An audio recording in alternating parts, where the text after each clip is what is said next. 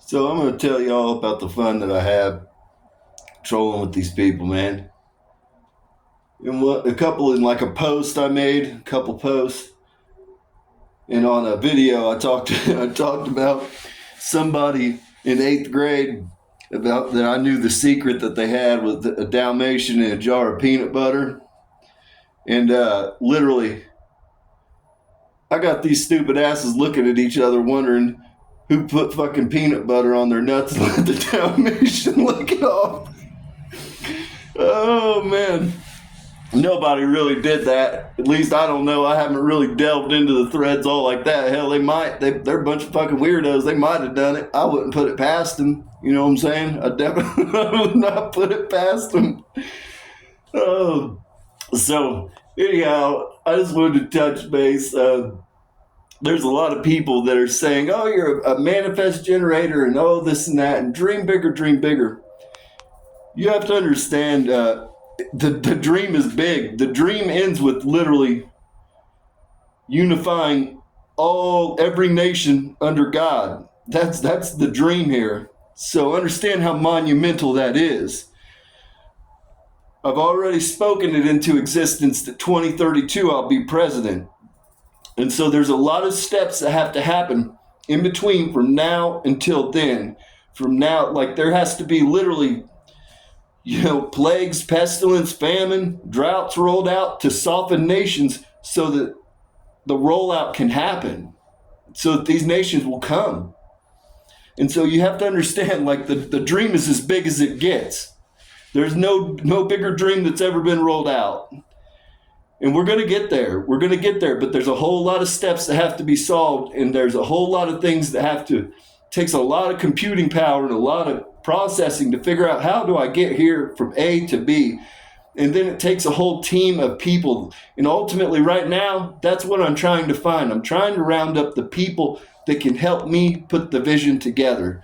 Because, it's one thing to have the vision. I have the vision. I know how to get us there. I know where we need to be. But that takes more than just me wishing upon a star. It takes a whole plethora of people to get us from A to B. One person cannot carry it alone. And so that's where I'm at. So understand, when you're telling me to dream bigger, dream bigger, I'm dreaming as big as I can be. But right now we're in the very beginning. We're just rolling out. And so there's a whole lot of steps that have to happen. There's a whole lot of little pieces that have to go in place. Rome was not built in a night. That's what you have to understand. Rome was not built in a night. And so we're in this for the long haul. We're going to get there. I promise you that. We're going to get there, and we're going to have a great time along the way. We're going to meet each other. We're going to share stories, and we're going to grow together. We're going to have a beautiful place. We're going to turn this place into Eden. We're going to bring Eden back. Edenic law, the whole 9 yards.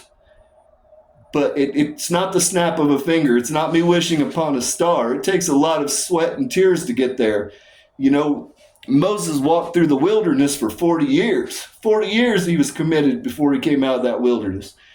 And we're going to have to walk. We're going to have to pick up our crosses. We're going to have to put our best face on, our best foot forward. The hardest part's lifting that cross up and then taking the first 3 steps. By the 10th step, you fall into a rhythm. When you hit that mile marker, your body goes numb and you shut down, but your eyes are fixated on the prize. They're fixated on the glory, where you're going. And that's what you have to understand. We got to pick up these crosses first. And we got to take that first 3 steps and fall into rhythm. And it's just like a snowball going downhill. It starts off real small, but once it gets the momentum and it's rolling, you get a giant snowball. That's what we have to do. Right now, we're at the top of the hill. We've got the little snowball packed, and we're just starting to roll it, but it's not rolling on its own yet. And so that's what we've got to get. We've got to assemble the people that can make this vision come to fruition, because it's not a singular person that can do this. I can direct you, I can guide you, I can speak it into existence, but I need help carrying the load. And that's where you all come in. That's where people need to rise up. Decide the world you wish to be in. It's that simple. And so that's the message I want to leave you all with. It's a positive message. Do not be disheartened. Do not be discouraged. We're going to get where we're going to go. It's prophecy. It's already been written. It will come to pass. No ifs, ands, or buts. This will come to pass. It will all come to fruition. But we're going to have to walk through the wilderness for a bit. We're going to have to go through some rough times for a bit. That's just part of it. But we're going to get where we got to go. You put your best face on, you remain positive, and you get out there and you just do it, man. You just do it because there's not another option. There's not another option here. If we want this world to be better, then we've got to go out there and we got to secure it ourselves. We got to take our power back as sovereign, free souls. And that goes across the whole world. We have to take our power back. It doesn't belong to governments. It doesn't. And so that's the positive message that I have for the day. I hope you all have a blessed and a positive day. Remain optimistic. Pick up your cross, prepare your walking shoes, because the day's fast approaching when the Lord's going to tell me, walk. And when he tells me to walk, I'm going to put my damn best walking shoes on, and I'm going to hop in a car, and I'm going to start driving to cities all over the place. I'm going to come see my people, see God's people. I want to hear your stories. I want to be able, I'm here to fix what's broken. I'm here to straighten what's bent. I want to pray over you. I want to speak life over dead bones. Give me your broken. Give me your broken.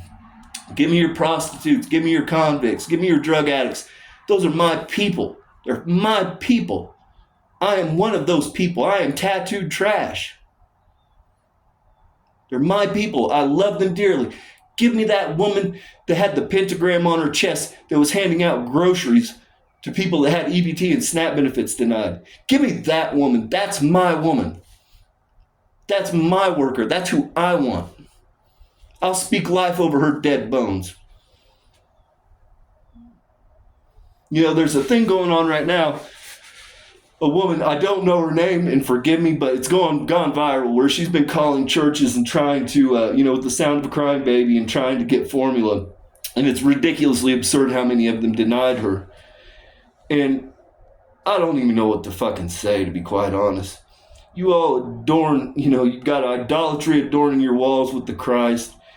You've adorned the names of your buildings with the Christ. I love that man. I loved him to death. He's the most righteous, upright figure I've ever encountered in my life. He was strong in a different type of way. And you all would deny a woman a formula and say that you have a board that has to approve it? What the fuck is wrong with y'all? What the fuck is wrong with y'all? I mean, this is like above and beyond egregious. But meanwhile, to give you hope, I heard of a woman recently. She was in need of formula. She was in her projects. She went to 3 kids that were on the corner, 3 young guys that were, hustling, doing whatever. Those kids did not hesitate to give her money for formula.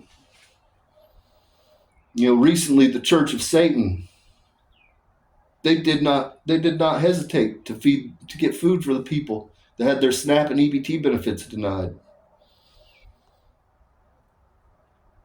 Now, I might not ideologically agree with what either group is doing, but in the eyes of God, who is righteous? Who is righteous? Is it the 30 churches so far that I've heard of that have denied this woman? Are you fucking for real? Are you righteous in the eyes of God? Are you upright just because you have the idolatry hanging from your fucking door? From your fucking walls? It's because you have a holy Bible in there? Are you fucking righteous? Are you upright? You're backwards. You're godless fucking sodomites. That's the truth of it. I spoke to God about her.